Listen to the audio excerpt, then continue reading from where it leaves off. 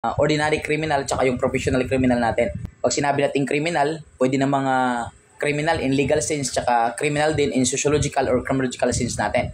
Pag sinabi po kasi nating criminal in legal sense, dapat ang isang tao convicted po siya sa kanyang krimeng ginawa and meron po siyang final judgment of a competent court. Pero may pagkakataon na ang isang tao ay matatawag nating criminal in sociological sense or criminological sense kapag ang kanyang ginawang act is contrary to our social norms. Pero pag-usapan po natin ngayon is itong tinatawag nating ordinary criminals tsaka yung ating professional criminals po.